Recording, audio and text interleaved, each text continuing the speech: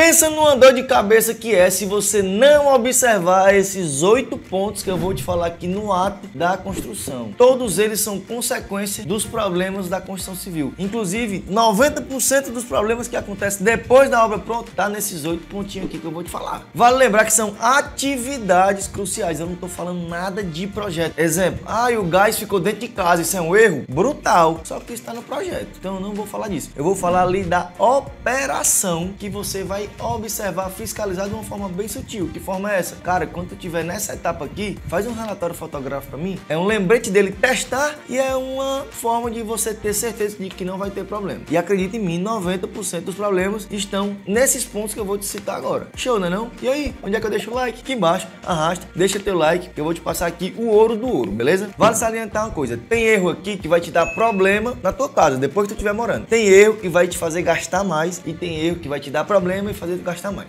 E assim, eu fiz a lista aqui de erros como se eu estivesse subindo a casa. Ou seja, segue uma ordem cronológica ali da tua fiscalização. Então tu vai falar, chefão, quando tiver nessa etapa aqui, relatório fotográfico, ou me chama aqui na hora que eu quero ver. Então vamos lá, primeira dica. Quem aí nunca chegou numa casa e viu o pé da parede todo estourado, reboco caindo, textura caindo, mofado? O que é isso? Problema construtivo. Só dá para ser evitado lá na construção. Ricardo, esqueci de olhar isso. Vai ter problema grande na tua construção e tu só vai ver depois que tu botou teu móvel vai estourar todinho. Tá, qual é a solução? Simplesmente impermeabilizar o baldrame. É uma coisa que não onera quase nada a tua obra. É essa imagem aqui que tu tem que ver. Tua viga baldrame ali toda pintadinha de preto, que é o prime. Ele não deixa a água passar e ele tem a função dele ali de forma vitalícia, certo? Se você tem esse problema aí, comenta que inclusive eu posso fazer um vídeo de como resolver esse problema. É bem simples, né? É um quebra-quebra, mas resolve. Deixa no comentário aí que eu posso fazer esse vídeo se bater aí um bocadinho de comentário. Entenderam aí o teor? Você só vai ver esse problema na primeira chuva, depois que a água subir ali por capilaridade. E é difícil de resolver. Então, vocês viram aí que são dicas valiosas. E nada disso está em projeto. Isso aí está intrínseco. Teoricamente, é para todo mundo saber disso que está ali mexendo na construção civil. Ou seja, custa nada dar aquele lembrete, né? Brisa lá, manda foto, vamos ver. Afinal, o bem é seu. O erro número 2 é não prestar atenção na inclinação do contrapiso. Ou seja, qual é o problema? A água vai correr para onde você não quer. Vale salientar que nada disso tem projeto, assim. Você tem que, no ato construtivo, ir lá e testar. Ou solicitar que teste e que lhe comprove, certo? Deixa eu explicar como funciona. A cada 1 metro tem que ter 0,5 centímetro de declive para o rumo correto. Ou para um ralo ou para fora de casa. Para um local que dê destino à água. Tá, qual o problema disso não acontecer? Bem básico, né? Ela vai correr pro outro lado e vai empoçar. E a água empoçada, ela não vai ficar lá, ela vai para algum canto. E vai para onde? Para baixo do teu piso. O que é que vai acontecer? Vai soltar o piso, vai estourar teus móveis, vai mofar tua parede, enfim, caótico. Para resolver isso, só quebrando o piso e virando o contrapiso. Ou seja, é melhor ver no ato construtivo. Ricardo, 0,5 centímetro. Como é que eu faço para fiscalizar essa atividade? Joga água, joga bila, que não precisa ser você, mas não custa nada você falar, ô doutor, joga umas bilas aí pra eu ver e me relata. É um lembrete e é uma certeza de que seu serviço tá bem feito. Tenho certeza que vocês devem estar pensando, meu Deus, isso é uma coisa tão básica, né? Como é que ele esquece disso? Turma, deixa eu contar um segredinho aqui da construção civil. Quando você contrata um engenheiro, ele pode ser o melhor do mundo, a maior construtora do Brasil. Só o que acontece? Não é o engenheiro que bota o piso. E aí a gente fica muito à mercê da mão de obra da ponta. Às vezes o cara tá com raiva, brigou com a mulher, esqueceu, sei lá. É muito bom, mas tá distraído, tá? Ficou com raiva do mestre de obra. Acontece. Então, a gente tem que estar sempre à frente deles e é igual o menino, tem que estar olhando o que é que eles estão fazendo. Então, você como proprietário, se você quer evitar esse tipo de erro, fica em cima do engenheiro, tá?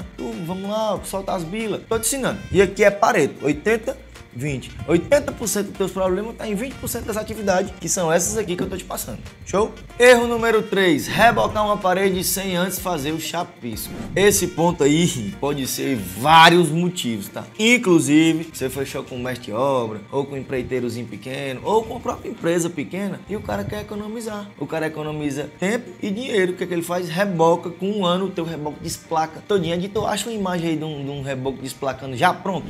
Tu vai metendo aqui, a massa vai caindo todinha. Como é que tu vai saber disso? Depois de pronto? Não tem como. A gente sugere, a gente vê possibilidade, mas você tem que ver. Chapiscou, fez o embolso, rebocou. Se rebocar de uma vez, ele tá aqui, ele vai desplacar todinho. Então assim, para evitar esse tipo de erro, relata. Cara, rebocou a parede da sala? Rebocou. Eu quero relatório fotográfico de todas as arestas, de todas as paredes. Cômodo a cômodo. Não reboque sem me mandar foto. Se mandar foto, eu não vou pagar a medição. Ixi, meu irmão, será que eu tô dando um tiro no pé?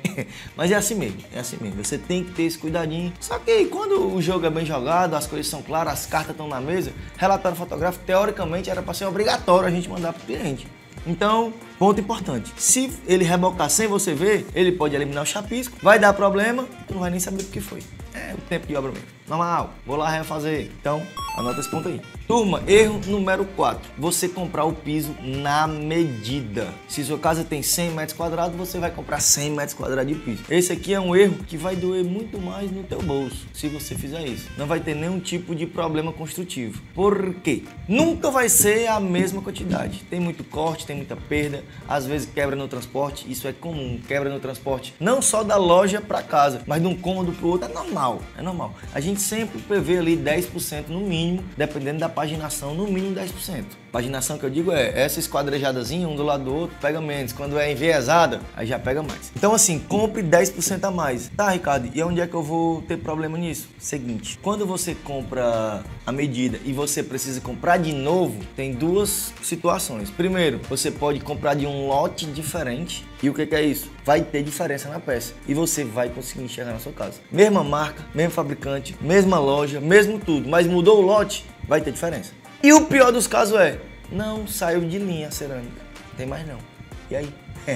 Então, melhor você se precaver, compra logo com 10, 15% de sobra, não vai ficar sobrando, não vai ter estoque, porque vai ser consumido. É melhor você se precaver do que você ter essa dor de cabeça aí, de ter 2 pisos na sua casa ou pisos com tonalidade diferente. Comprou o piso, estocou, agora vamos assentar. Esse assentamento é muito crítico, então presta atenção.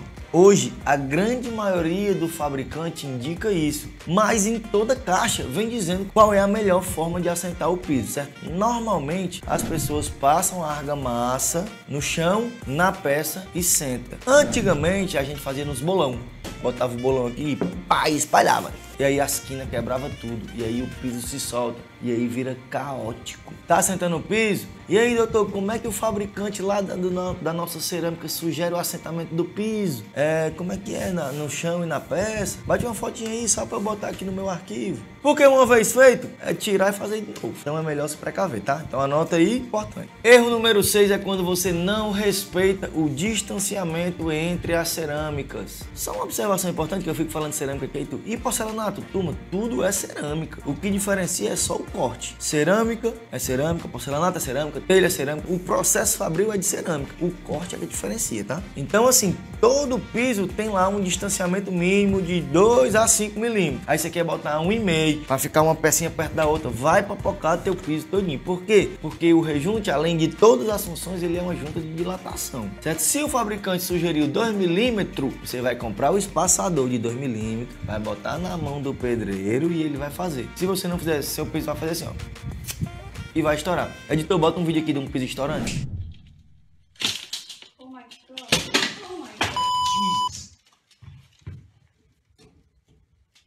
Isso é mais comum do que vocês imaginam, tá? E o que acontece? Às vezes, você não entrega o espaçador pro pedreiro, o que é que ele faz? Bota palito de fósforo, tira de um, bota no outro, e ele vai imprensando, e no final, o cara não tinha ali o material de trabalho, ele deu o jeito dele, quem é que toma?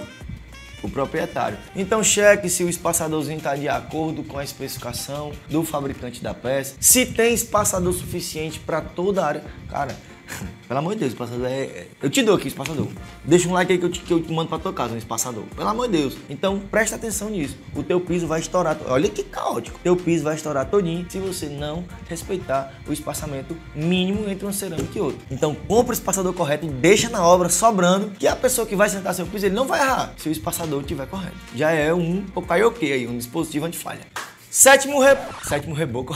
Sétimo erro, que também é bem dolorido, só que esse aqui é no seu bolso. Vocês estão vendo aí que eu tô meio que construindo a casa, né? E agora eu já vou pintar por fora. Antigamente a gente não podia, por hipótese nenhuma, jogar a textura diretamente no reboco, porque a gente ia ter infiltração, a gente ia ter desplacamento. Essa aqui é uma observação que eu vou fazer, que ela vai te fazer economizar e ela vai fazer que você não tenha problema, tá? Hoje em dia já existe textura impermeabilizante. Você já vem com a textura aqui e ela já impermeabiliza, já tem esse papel. Mas a aderência dela no tijolo tem como a gente criar uma camada entre o reboco e a textura, que além de não te dar problema, ainda vai te fazer economizar. Acredite se quiser. Eu testei numa fachada de prédio e é brutal a diferença. Presta atenção aqui. Existe um produto chamado fundo preparador. Seu reboco tá pronto aqui, você vem, é bem rapidinho a produção, porque não tem acabamento nenhum. Ele é tipo um vernizinho assim, bem fininho, sabe? E o que acontece? Ele fecha os poros do reboco e aí tu vai gastar muito menos textura, que é muito mais caro, e a produtividade muito mais baixa. Então, além dela dar melhor aderência, ela vai durar muito mais para desplacar, tu ainda vai gastar menos com textura. Cara, pega essa dica, anota aí essa dica de ouro, tá? Dica 7, né? Fundo preparador, depois vem com textura. Se for textura externa, botar textura impermeabilizante para não deixar a água chegar no teu interior. E aí, então, vocês estão gostando desse formato de vídeo aí? Me dá um sinal de vídeo aí, o que é que vocês acham? Deixa no comentário, papoca like aí bem muito, pra eu entender, né? Porque eu tô fazendo aqui já uns 4 meses que eu venho fazendo vídeo bem diferente, eu tô vendo aqui o que é que vocês gostam. O feedback de vocês pra mim é muito importante, tá? Última dica e a 8ª dica é, essa aqui poucas pessoas sabem e eu vejo em quase todas as casas esse erro. Às vezes você chega na sua casa e vê uma infiltração no meio da parede. Meu Deus, como é que aparece uma infiltração no meio da parede? Cara, é só o que eu vejo. Quando você cola a sua casa na do vizinho, fica 2 muros. E o que acontece? Você tem que isolar esses 2 muros, porque senão a água entra e ela vai infiltrar para a tua parede e para a do vizinho. E aí, às vezes, tu briga com o vizinho tá jogando água de lá pra cá e ele não, tu tá jogando de cá pra lá. Eu já peguei vários casos assim, mas na verdade nenhum tá fazendo nada. Tem uma brecha entre os 2 muros e a água se acumula que vira piscina, na verdade. O que você faz? Isola os 2 muros de uma forma que a água bata e corra. Ou seja, imagina que um muro, você vai botar uma rampinha pra um lado ou uma rampinha pro outro, ou um negócio pontudo. E faz com uma massa já com uma ligazinha com impermeabilizante, pra ela bater e correr. Fim do problema. Acontece que, se você não fizer isso antes de manchar, manchou, já era. É pintar de novo. Então, antes de receber a casa lá do seu construtor, fala, vamos aqui no muro do vizinho, tá isolado aí? Tem certeza? Deixa eu ver, bate uma foto aí. Então assim, a água tem que bater e correr. Não pode ficar entre um muro e outro, porque senão vai manchar. Aí até você descobrir, já estourou móvel, já soltou cerâmica, já perdeu tinta. Então antes de receber a obra, verifica todas as arestas do seu terreno que tem conjugado com algum vizinho, isola o muro de um e o muro do outro. Show? Então é isso, turma. Acredita em mim, se você prestar atenção nesses 8 pontos aqui que eu citei, você vai evitar 90% dos seus problemas e os mais doloridos. Então, sem mais, eu vou ficando por aqui e vou deixar mais 2 vídeos aí para você continuar saboreando o nosso material. Beleza? Sem mais, valeu!